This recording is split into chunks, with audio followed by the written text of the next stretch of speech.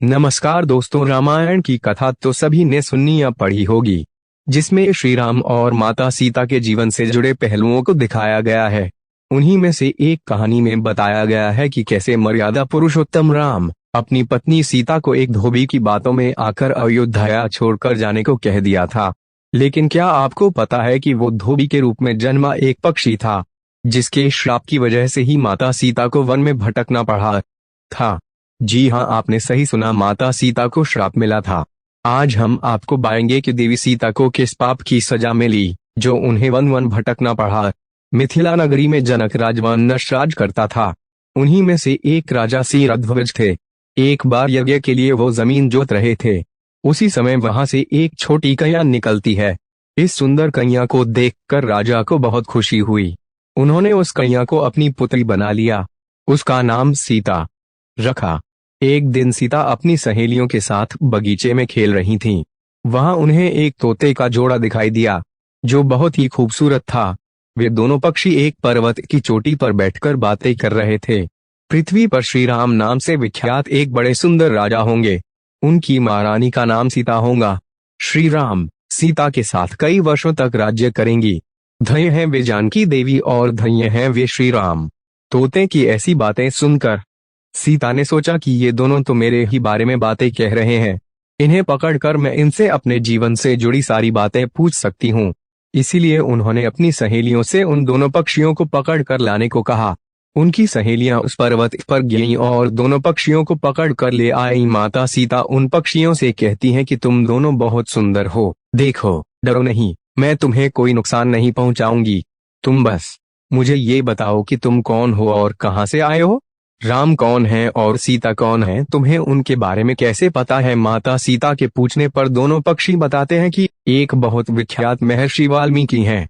हम दोनों उन्हीं के आश्रम में रहते हैं। महर्षि ने रामायण नाम का एक ग्रंथ लिखा है, जिसका पाठ उन्होंने अपने शिष्यों को भी कराया है। उन पक्षियों ने सीता को ये भी बताया कि इस ग्रंथ में महर्षि वाल्मीकि ने बताया है कि महर्षि ऋषिशृंग के द्वारा किए गए पुत्रेष्टि यज्ञ से प्रसन्न होकर भगवान विष्णु राम, लक्ष्मण, भरत और शत्रुघ्न ये चार मानव शरीर धारण कर पृथ्वी पर जन्म लेंगे। बड़े होने पर श्री राम महर्षि विश्वामित्र और अपने छोटे भाई लक्ष्मण के साथ हाथ में धनुष लिए मिथिला आएंगे और शिव जी के धनुष को तोड़कर सीता से विवाह करेंगे। फिर उस पक्षी के जोड़े ने कहा, हे सुंदरी, हमने तुम्हें सब कुछ बता दिया, अब हमें छोड़ दो, हम जाना चाहते हैं। पक्षियों की बातें सुनकर माता सीता के मन में और भी बातें जानने की इच्छा हुई। उन्होंने उन दोनों से पूछा कि राम कहाँ होंगे, वे किसके पुत्र हैं, कैसे वो मिथिला आकर जानकी से विवाह करेंगे। नर तोता बोला कि श्री रामचंद्र का मुख कमल के समान सुंदर, नेत्र बड़े बड़े और खिले हुए, नासिका ऊंची, पतली भुजाएं घुटनों तक, गला शंख के समान होगा। मैं उनका क्या वर्णन करूं, जिनके गुणों का बखान सौमुख वाला भी नहीं कर सकता। दोनों पक्षी कहते हैं कि जानकी देवी धन्य हैं जो जल्द ही रघुनाथ जी की पत्नी बनकर उनके साथ कई वर्ष तक राज करेंगी। लेकिन तुम कौन हो। पक्षियों की बातें सुनकर सीता ने कहा कि जिसे तुम लोग जानकी कह रहे हो वो मैं ही हूँ।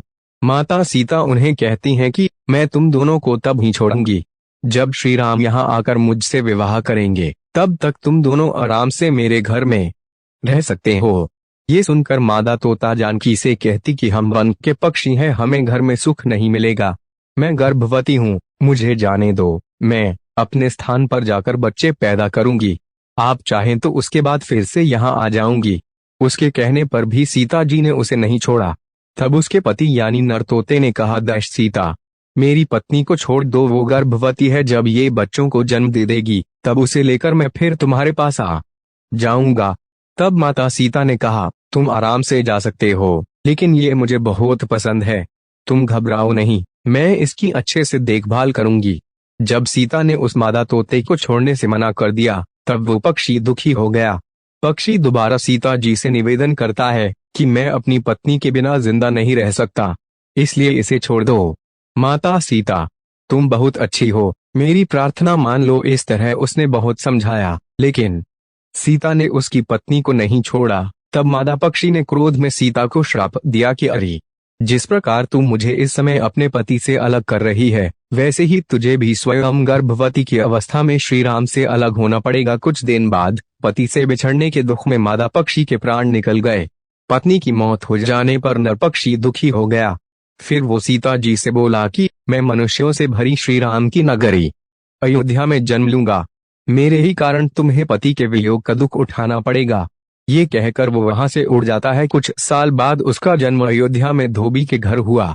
उस धोबी के कारण ही सीता जी का अपमान हुआ। उन्हें अपने पति श्री राम से अलग होना पड़ा।